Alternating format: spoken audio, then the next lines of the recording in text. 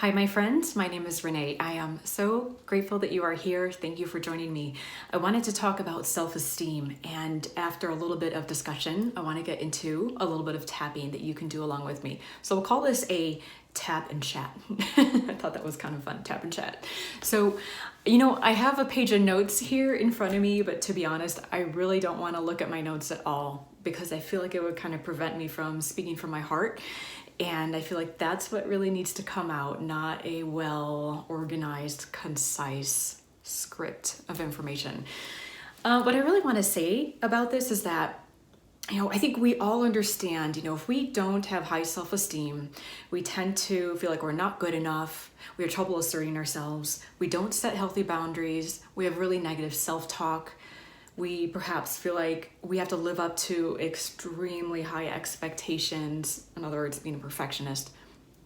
And these things kind of run us. And when we live our lives that way, what happens is that we tend to allow things into our lives and into our experience that hurt us, that don't serve us. And we end up becoming a victim again and getting hurt again. And perhaps becoming angry and resentful because we're not speaking our truth, because we're not asserting ourselves and honoring who we are. So ultimately, we are the ones that pay, and we pay a tremendous price. And you know what? When I think about it, it's like there is no good reason to go through your life not feeling good about yourself. And if you are, it's because you've learned that somewhere, sometime, and you're still doing it. And those seeds of low self-esteem have been watered too much. And we gotta not do that anymore. And instead, water those seeds of self-value and self-respect. Know your value. And maybe you were never taught how to do that, but you can learn how to do that now. And you can start to take steps to honor who you are. You can start to set healthy boundaries. Yes, it will feel weird when you start. And yes, you may piss people off and you may lose people in your life because they're not gonna like that new you that is standing up for yourself and commanding respect, even with kindness. Some people are going to fall out of your life, and that's okay. When you have high self-esteem, you know your value. You don't go out into the world and try to mold yourself into what everyone else wants you to be. You don't live your life according to what someone else says you should be, or work the job that someone says you should work, or look the way that someone tells you you should look. Screw all that and live your life according to how you want to be, who you want to be, how you want to conduct yourself, because you are the only one who has to live in your body. You are the one who is walking your path, and you are the one who has to be accountable for your actions. We all are for our actions. So we need to develop a lot of self-awareness. Use our self-awareness to see, am I falling back into this pattern of beating myself up when I made a mistake, expecting extraordinary amounts of output and perfection, or a standard that is unattainable, setting myself up to fail? And if that's the case, we need to knock that shit off. We really do. Because we all have strengths and weaknesses. And part of having high self-esteem is accepting both.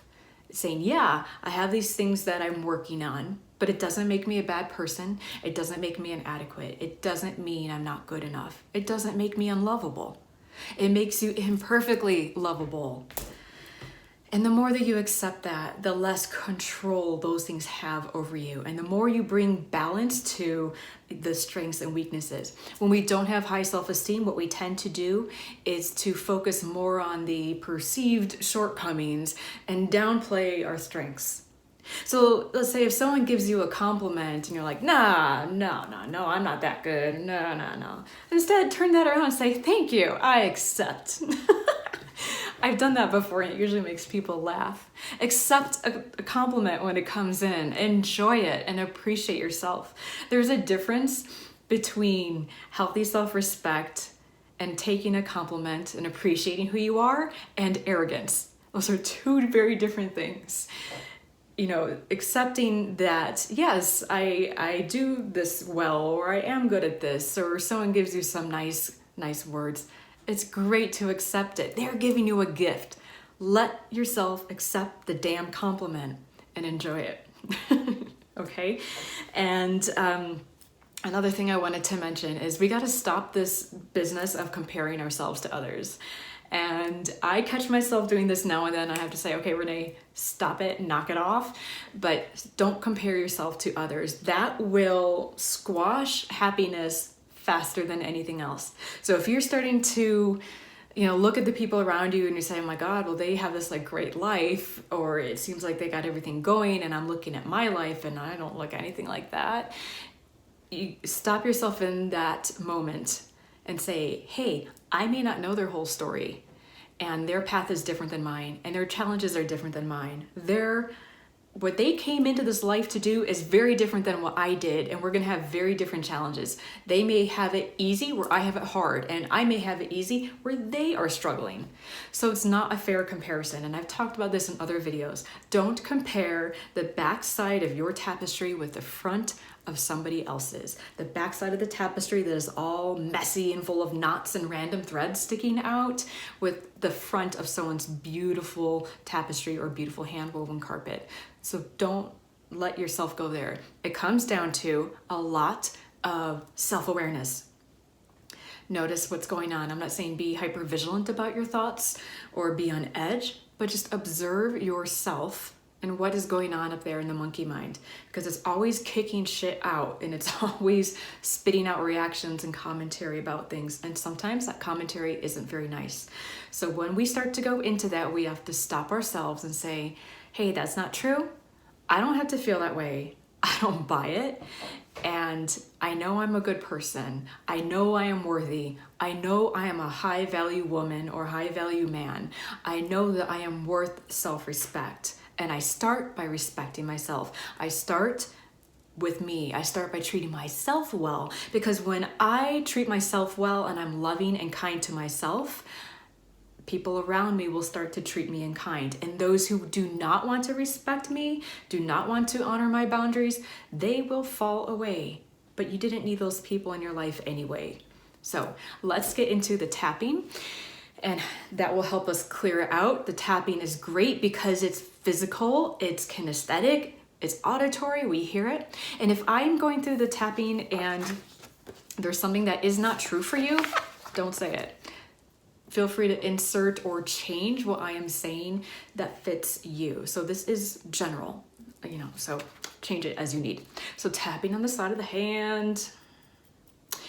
Even though I didn't learn how to have high self-esteem, I choose to love myself. Even though I have trouble knowing my value, I choose to deeply and completely love and accept myself. Okay, tapping through the points. At some point, I didn't learn how to love myself. I didn't learn how to think well of myself. I didn't learn how to give myself respect. I often have very negative thoughts going through my mind. I'm my own worst critic. I can be pretty harsh sometimes. I can be really, really hard on myself. And I kind of feel I deserve it sometimes too. I learned that this was how I should treat myself. And I'm still doing this to myself today. I know I can choose a better way for myself. I'm the only one who has to walk my path. And I choose to feel good. I choose to love myself. So if I love myself, all this negative self-talk can't stick around. All the loose, overly open boundaries can't stay either. The not asserting myself also has to go. Because when I love myself, it means that I respect myself. It means that I teach people how to treat me. And I start with respecting myself first. I don't have to buy into the lie that I learned. That lie that said that I wasn't good enough. Got no time for that. I deserve love. And I start by loving myself. I deserve good things in life. I know that I have so much to give and to receive. I'm clearing out anything that has prevented me from feeling good. I allow myself to feel good. I love and accept myself. I allow good things into my life because I know that I am worthy and that I am deserving. I let go of the fear. I let go of the pain. I let go of anyone who taught me this lesson that I wasn't enough. I'm in the driver's seat now. And I'm so excited to start to feel good about myself. Okay, take a deep breath. And then exhale.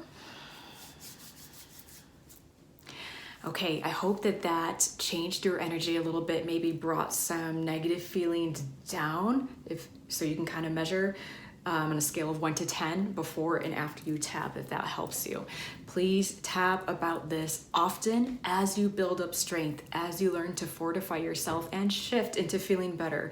It is so important that we all feel good. When we feel good, we do good to ourselves and to everyone else. So thank you for doing so. Questions or comments, please leave it for me below the video. I do love hearing from you, and I thank you for joining me on this journey. I'll talk to you soon.